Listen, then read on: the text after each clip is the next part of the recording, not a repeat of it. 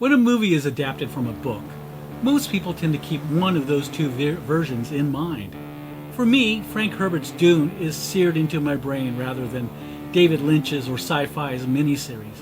At the same time, the Lord of the Rings series was once engraved into my mind by JRR Tolkien's writings. But since Peter Jackson's films came out, the films have supplanted those engraved memories. In McKellen is Gandalf. Steven Spielberg's Jurassic Park is what I think about when someone mentions that title. The film came out in 1993, however, the book that the film is based upon was written in 1990. Oh, you didn't know there was a book? Yes, there is a book, and it was written by none other than Michael Crichton. Yes, that Michael Crichton. Crichton wrote 28 novels, and his books have sold over 200 million copies. Many of his books were made into films. Do you remember The Andromeda Strain from 1971? Or The Terminal Man, adapted in 1974, and The Great Train Robbery, adapted in 1978. I know you're aware of Eaters of the Dead, better known as The 13th Warrior from 1999, Congo, another film adapted in 1995, and of course, Sphere. He also wrote for film and TV, such as Westworld, starring Yul Brynner in 1973, Coma in 1978, and Twister in 1998. That being said, let's get into the book, the film, John Hammond and his iconic walking stick. Hi, I'm Rob, and this is A Constantly Racing Mind.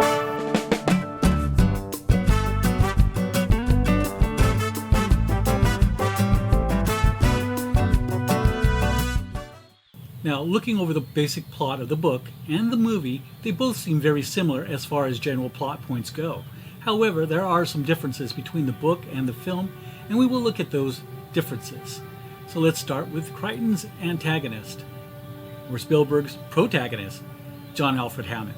So if you're new here, we cover the film genres of sci-fi, horror, action, adventure, pop culture, and all things geek. So if you want more videos like this, don't forget to subscribe and hit the notification bell to be aware of all my new content. Now, Hammond, the founder of InGen and a well-known dinosaur enthusiast, put a lot of time and money into the idea of cloning dinosaurs, despite his apparent genuine affection for the ancient species. Now, Hammond is hell-bent on turning the concept into a great profit. When the park begins to malfunction, and numerous people on the island express a desire to shut it down, his avarice appears to cloud his judgment. Though Hammond claims to have created the park for the world's children, he modifies this statement in the book by admitting that only the world's wealthiest kids would ever get to see his dinosaurs. Ultimately, all Hammond wants is to make a lot of money. Even after witnessing all the death and destruction his scheme causes on Isla Nublar, he still intends to create another park with the frozen embryos he has in storage. Now, Hammond dies, albeit accidentally, in the book, of course, by his grandchildren, in an iconic final twist. Now, as you can see, that the seemingly lovable older man, played very well by Richard Attenborough, is actually arrogant, flamboyant, and a romantic dreamer who found the miraculous ability to clone extinct animals from blood-sucking insects. He was less concerned with the technicalities of general engineering and more concerned with profit and development. The novel depicts Hammond in a darker light than the film, since he is constantly irritated with his employees and appears to be more concerned with the safety of his valuable animals. Hammond's mood swings are extreme, and he goes from angry to compassionate in a matter of seconds. Bipolar? He was certain that the people of the world would be pleased with his Costa Rican park. He was completely ignorant to the issues, believing that his parks in Europe and Japan will be successful in the next 5 years, generating over $20 billion in annual revenue, more than any other zoo or theme park in the world. Now, despite Muldoon's assurances that there was no way to stop the Tyrannosaurus Rex, Hammond urged that his employees do so. Besides, the differences in the Hammond's character from the book to the film are changing quite a bit. I guess Spielberg really liked the great actor and decided to make his John Hammond less overtly evil. I mean, what evil genius brings his grandkids into harm's way? Now, the book starts similar enough. A worker on a mysterious building project on the nearby island of Isla Nublar was seriously hurt in a series of bizarre animal assaults in Costa Rica in 1989. A Procomp Saganathus is one of the species responsible for the attacks. Now, paleontologist Alan Grant and his paleontologist graduate student Ellie Sattler are contacted to confirm the identities. Still, billionaire John Hammond, founder and CEO of International Genetics Technology, or InGen, whisked away for a weekend visit to a biological preserve he has established on Island Newbar. See my other video for more information on that. Now, recent park events have alarmed Hammond's investors. To appease them, Hammond uses Grant and Sattler as fresh consultants. Now, they contrast Dr. Ian Malcolm, a well-known mathematician and chaos theorist, and Donald Gennaro, a lawyer representing the investors who are gloomy about the park's chances. Now, having been consulted before the park's creation, Malcolm is especially emphatic in his prediction that the park will collapse, as it is unsustainable, simple structure bluntly forced upon a complex system with too many unpredictable variables.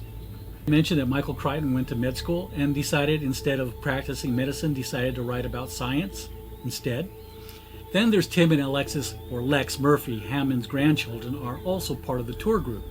Engineer John Arnold, biotechnologist Henry Wu, game warden Robert Muldoon, public relations manager Ed Regis, and veterinarian Gary Harding are among the park's employees.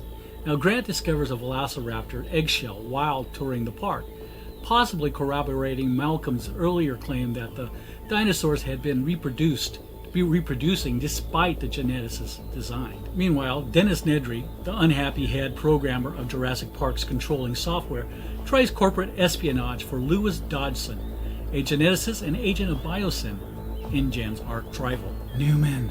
Nedry breaks down the park's security systems and steals frozen embryos for each of the park's 15 species in an attempt to sneak them out of the park by triggering a backdoor he developed into the computer system. Damn hackers. And due to a violent tropical storm, Nedry dies from a Dilophosaurus in the film. There was the velociraptors that got him during his escape after losing his bearings.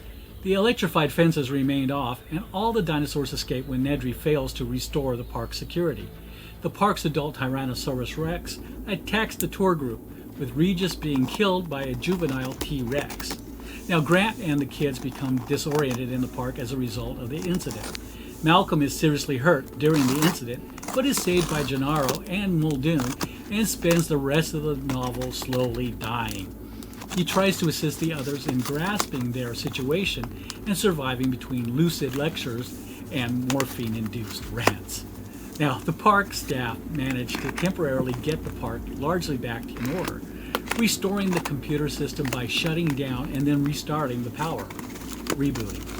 When trying to fix the park to working order, they fail to notice that the system has been running on auxiliary power since the restart. Now, this power soon runs out, shutting down the park again, a second time. Now, the park's intelligent and aggressive velociraptors escaped their enclosures and killed Arnold and Wu. Meanwhile, Grant and the children slowly make their way back to the visitor center by rafting down the Jungle River. I don't remember that part in the film. Now, after the three return to the visitor center, the others instruct Grant to switch on the park's generators. Tim can reactivate the park's leading power, allowing Gennaro to force the supply ship to return. Now, once again, today's prop is from Etsy. The seller is Replica Junk, otherwise known as Rusty Raptor Props. They specialize in props from various Spielberg films. Now, this part is similar to the film as well. Now, Grant, Sattler, Muldoon, and Gennaro discover the wild raptor nest and compare hatched eggs to the island's revised population census, concluding that the creatures are attempting to migrate. But now we begin to diverge from the book, as Hammond is out on a walk and thinking about how to improve his previous park when he hears a T-Rex roar and stumbles down a hill, where a troop of those Procompensor Jonathus devours him. Now, this prop comes pre-weathered and with its own imitation crane fly inside its replica amber topper. It measures about 36 inches in length, or about a meter. And once again, if they had hired a different actor, maybe Hammond would have died horribly, as in the book. And we all remember when Grant deduces that using frog DNA to fill gaps in the dinosaur's genetic code enabled a measure of dichogamy in which some of the female animals changed into males in response to the same-sex environment. Now, the computer tally failed to include newborn animals, having been programmed to stop counting once the assumed correct total number of animals had been found. Now, at the end of the film, our heroes make it out alive, including Grant, Ellie, Malcolm, Hammond's grandkids. Even Gennaro survives in the book version. Also, a survivor is, of course, Hammond's amber insect walking cane. Now, Stephen King once said the following about the adaptation of his books. Now, books and movies are like apples and oranges. They both are fruit, but they taste completely different. Now, Crichton wrote Jurassic Park in 1990, during the information age frenzy when it seemed like everyone in the world was suddenly interested in computerization. Businesses and individuals sought to automate their lives and chores, but on a far smaller scale than Hammond's Park. Now, this occurred exactly 10 years before the projected Y2K computer fault that had computer technologists and information technology professionals like myself all over the world bracing for calamity at the start of the millennium. So what would have happened if all of these computers and systems suddenly ceased working? Now, this is one of the main questions Crichton addresses in Jurassic Park.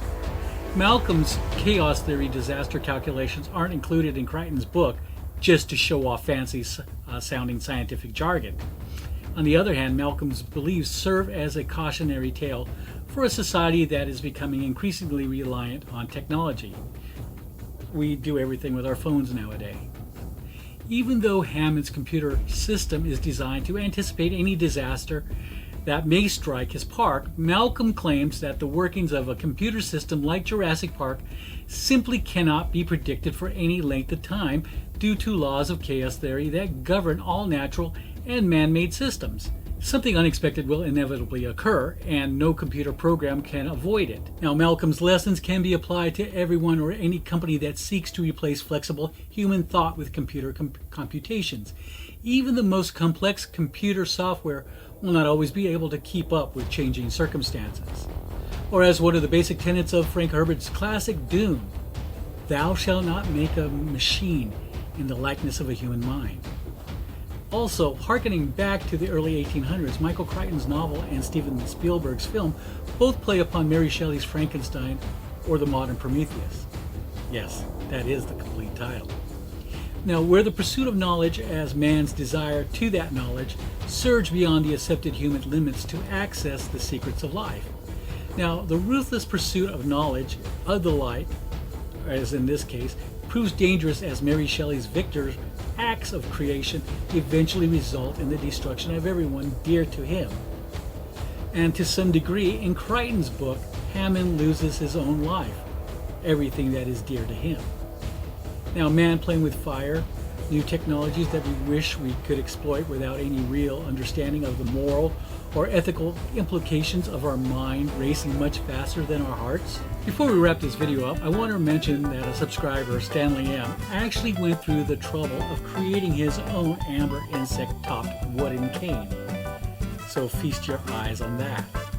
So thank you, Stanley, for sharing. So do me a favor. Let me know what country or state that you're watching this video from. What do you think of this prop? Is this something that you would want for your Jurassic Park collection? Also, anybody have the shaving cream canister with the frozen embryos? If so, let me know in the comments. And thank you for watching, and here is more Jurassic Park prop fun. Take care.